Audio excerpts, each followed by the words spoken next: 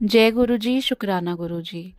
संगत जी, ये मेरा तीसरा सत्संग है, पर ये भी मेरा शुरुआती सत्संग नहीं है। इसमें मैं आपको ये बताना चाह रही हूँ कि जैसे जो मेरे हस्बैंड है यानी अंकल जी हैं, उनकी ना तबीयत काफ़ी टाइम से ना ख़राब थी। मेरे अंकल जी ना ड्रिंक करते हैं, तो मैं उनको यही मना करती हूँ कि मत करो, ये है वो, लेकिन वो सुनते नहीं हैं। बाकी ऐसे सच हमारी और कोई दिक्कत वाली बात नहीं है, तो बस मुझे सिर्फ हेल्थ का रहता है उनकी। तो काफ़ी टाइम से ना मुझे उनकी आईज़ ना येलो येलो लग रही थी, और क्या कहते हैं, उनका फेस भी ना एक साइड से पहले ब्लैक हो रहा था, फिर थोड़े टाइम बाद दूसरे। मैं उनको काफ़ी बार बोल रही थी, लेकिन उनको लगता था नहीं, तू तो ऐसे ही बोल रही है। तो लेकिन जब बाहर के लोगों ने भी उनको बोलना स्टार्ट किया ना कि आपका कॉम्प्लेक्शन डार्क होता जा रहा है, और ऐसा नहीं कि पूरा फेस डार्क हो रहा था, वैसे उनका रंग सांवला है, लेकिन उनका ना एक पर्टिकुलर, जैसे वो जो दाढ़ी वाला एरिया होता है ना, उस साइड में ऊपर जैसे चीक बोन वाला है, वो ब्लैक सा हो रहा था। तो ये होता है कि जब फेस थोड़ा काला पड़ता है तो कुछ ना लीवर वगैरह से रिलेटेड प्रॉब्लम निकलती है। और फिर जब बाहर वालों ने भी बोलना स्टार्ट किया तो इनको लगा हाँ भाई वाकई में कुछ है थोड़ा सा। तो उसके बाद क्या हुआ जी, थोड़ा सा चलते थे 2 कदम, तो उसके बाद ना हाफ जाते थे। यहाँ तक कि जब जैसे नहाने गए, नहाकर बाहर आते थे, तो ऐसे लगता था कि इतनी तेज तेज सांस ले रहे हैं। ऑक्सीमीटर में हम चेक करते थे तो इनकी जो हार्ट रेट है वो बहुत ज़्यादा जाता था। तो कई बार लगता था कि भाई पता नहीं कि हार्ट की प्रॉब्लम ना हो या फिर लीवर की प्रॉब्लम ना हो। तो फिर हमने फाइनली कहा कि हम लोग ना टेस्ट करवा लेते हैं। तो टेस्ट हम जो इन डॉक्टर है वो इनके फ्रेंड है मेरे अंकल जी के।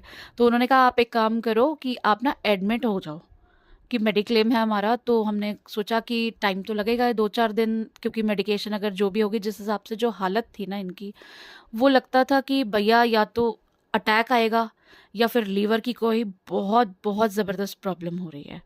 क्योंकि हमारे घर में एक केस हो चुका है, मैं अपने एक बड़े ब्रदर को इसी चक्कर में लीवर के उसमें उनका भी फेस ना काला पड़ गया था, पेट में पानी वगैरह भर गया था, तो हम उन्हें खो चुके हैं।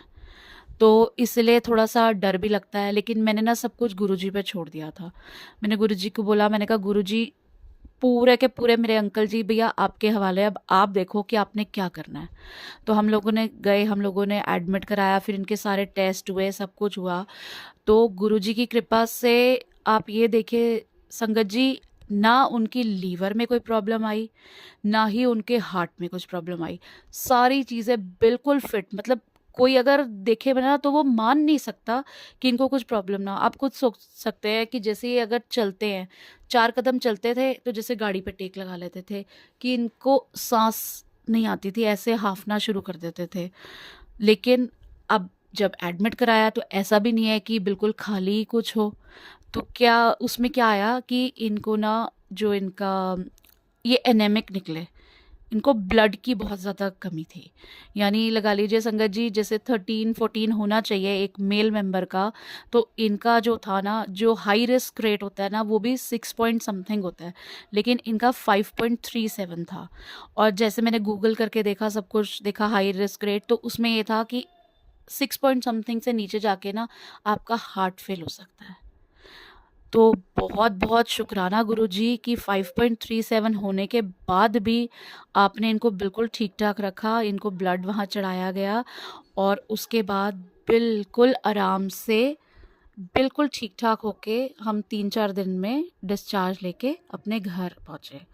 तो मतलब आप ये गुरुजी की महिमा देखिए कि मतलब कोई नहीं कह सकता था कि इनको इतनी बड़ी प्रॉब्लम नहीं होगी, और गुरुजी ने इतनी बड़ी प्रॉब्लम से हमें निकाला।